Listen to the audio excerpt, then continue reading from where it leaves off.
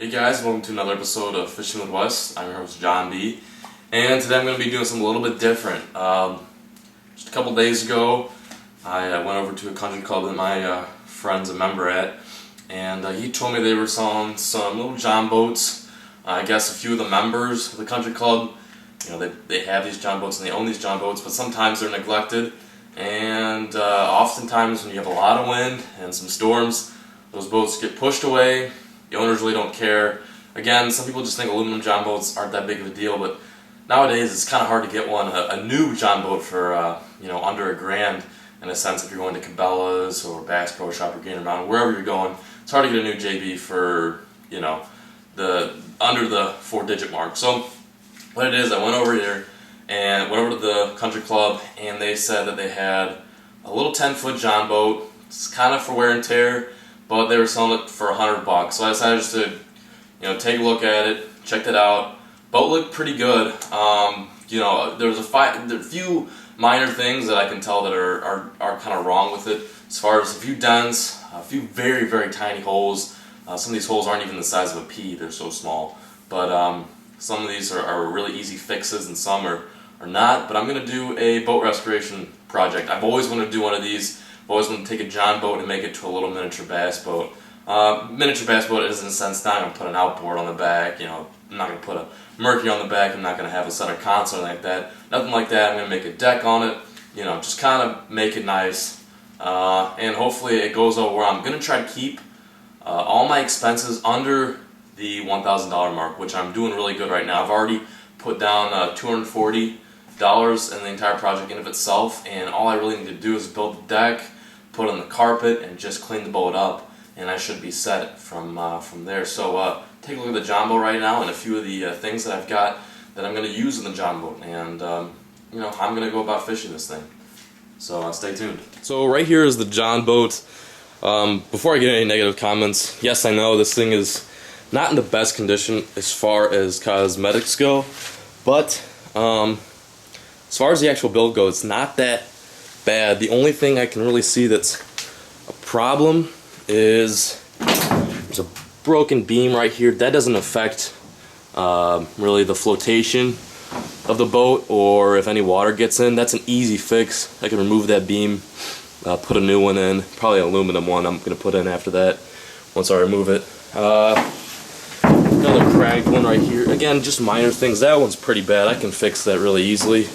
Then up front, we've got a dent right here, which isn't too bad. Again, it's just a cosmetic wear and tear. It doesn't really affect much. For the most part, all the welding is still pretty much intact. The holes that we've got on the back, I don't even think my camera's going to be able to pick them up. But if you lift it up, you can see the light coming through it.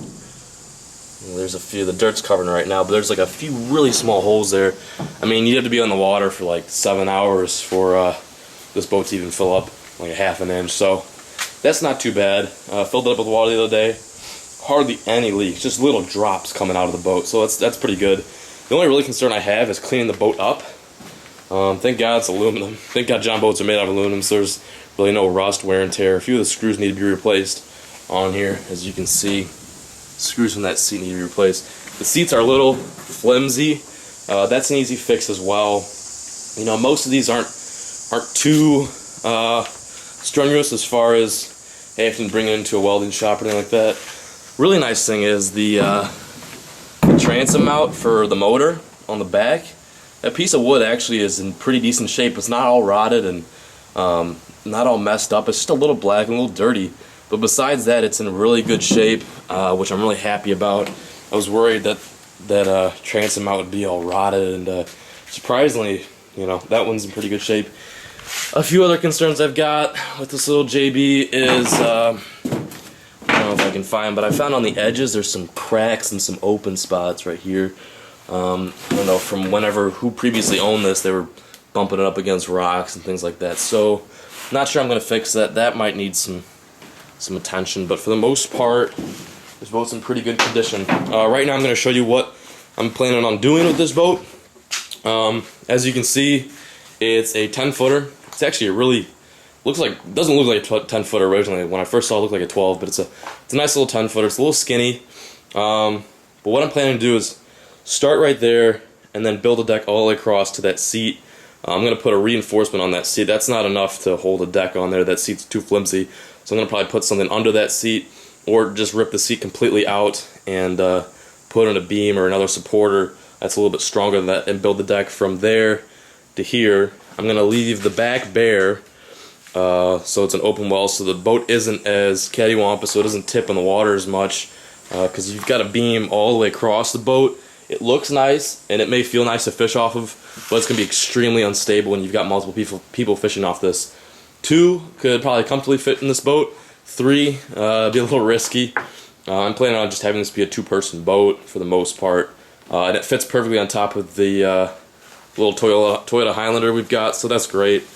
Just need a few more straps to get that all done. But right over here, I'm going to show you the unit I'm going to put on the front. It's a Humminbird 400TX. It's a 90-degree angle fish finder, so it's not the top of the line, but it picks up some nice singles. Planning on putting this unit right in the front right here. That's kind of a good spot to put that, in my opinion. I really wanted a fish finder for my little John boat. Seems a little overkill for some of you guys who may just have a regular, just bare John boat, but a lot of lakes around me, deep, clear water. I want to find those humps. I want to find where those fish are, especially in the colder months. So I got this. Got it for an extremely good deal. I didn't pay an arm and leg for this thing. It really, in a sense, wasn't even as much as the John boat itself. So nice little Humminbird. I'm a Humminbird guy. It's a used unit, a little old, but everything works. Transducer's in good shape, and I'm really excited to get this little unit out in the front and start using it. The boat did come with a little, I believe this is a 20 or 35 pound anchor, so that's nice. Gotta get a new rope for that, obviously. So that's probably gonna go in the back somewhere, just to keep me down if I'm fishing deep water, or if I'm fishing on a windy flat. Just something to keep me in position is all I really need. I'm considering putting a winch anchor on the front, and then having that one be on the back, just to throw it back there. And the winch anchor will allow me to drop down real fast when I'm in the front of the boat. I do have a motor for this boat, but it's not a transom mount. I'm going to think about getting the transom and a hull mount, but the motor I'm going to put on the front is going to be a little 55-pound Minn Kota, not a foot pedal, but a hand. And it's not a transom mount. I don't know what model it is, to be honest, but my grandparents have it. And once I visit them in August, I'll pick it up, and should look good on the front of the boat. Only problem I see is that this, I don't think, is wide enough to mount a motor on the front. I might have to, I don't know, reduce it or do something with it. I might have to do some screwing around, maybe put a block right here that I can mount that onto. But I don't know, we'll have to play it by ear. But for the most part, it's in pretty good condition. The front is to put a motor on. Then we got some cleats right here. I really haven't even seen a John boat with a cleat. I think that might have been put on by the owner. So that's nice. I can tie it up to docks and stuff like that. I'm going to put 2 more cleats. I'm going to try to put one on the back and put one in the middle. I bought 2 cleats, so those will look real nice on there. I can tie my boat down really easily. I've already got oars. I've got this little seat right here, which I'm going to show you guys. It's just a can-do seat, nothing really huge. It's a little lean-to seat that I've got right here.